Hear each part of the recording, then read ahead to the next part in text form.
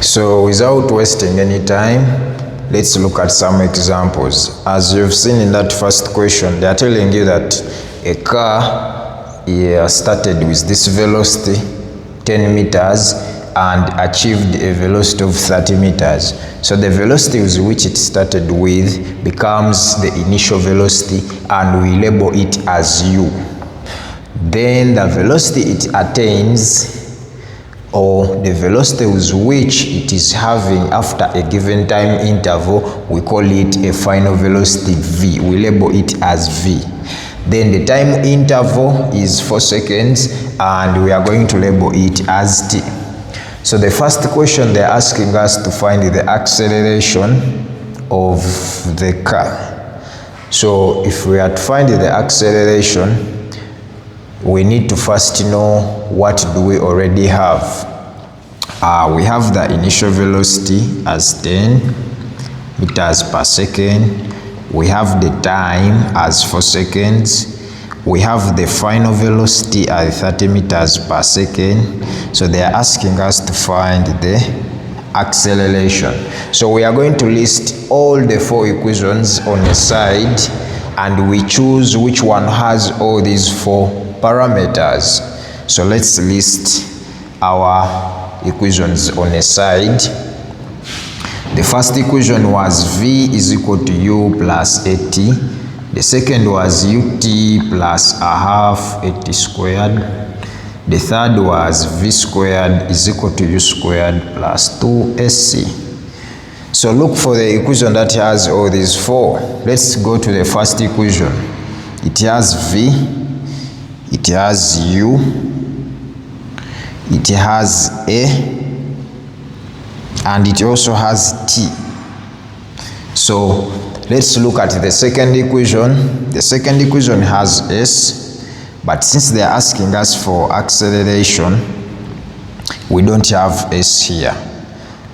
So let's go to the third equation. We have v, we have u, we have a, and we have s. So we have 2 unknowns. The equation you use should only have 1 unknown. If the equation you're choosing has 2 unknowns, then you can't use that equation. For example, equation 2. Equation 2 has acceleration, which is an unknown, and it also has the displacement, which is an unknown. We don't know the displacement, we don't know the acceleration, so we cannot use equation 2. Let's go to equation 3. Equation 3 has acceleration, which we are looking for, so this is an unknown. It also has the displacement s. So this equation has 2 unknowns. We cannot use it. So the only option we have is to go for equation 1. So we are going to say v from v is equal to u plus at.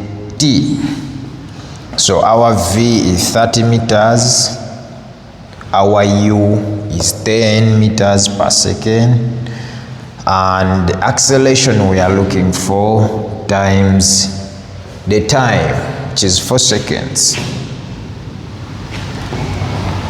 So in that case, this is going to be 30 minus 10 is equal to 4a.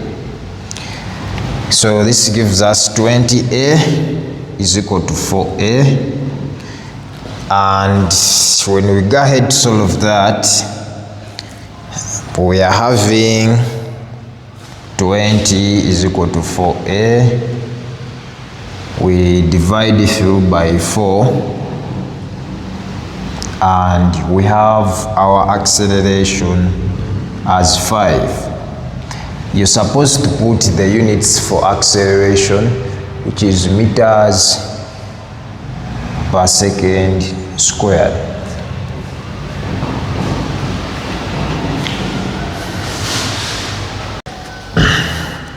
So the second part of this question was asking us to find the displacement.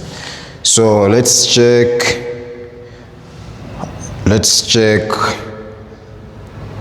through the displacement where it is here, it is also here. So what they are asking us to find, it is in the second equation or in the third equation, implying that we are going to choose one of the two equations. Now, let's check what we have. We have the V, we have the V, we have the U, we have the A. We have already got the A from the previous equation as 5 meters per second. So we have the acceleration.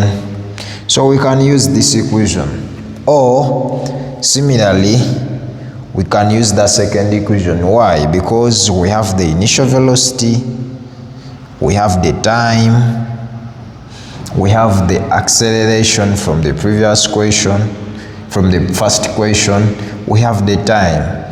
So we can use the second equation and say S is equal to ut plus a half at squared.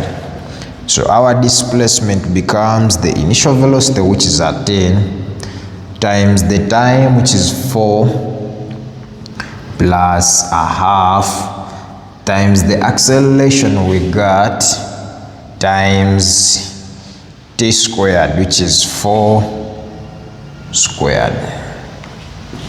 Good. So you get your displacement as 80 meters. That marks the end of our first question.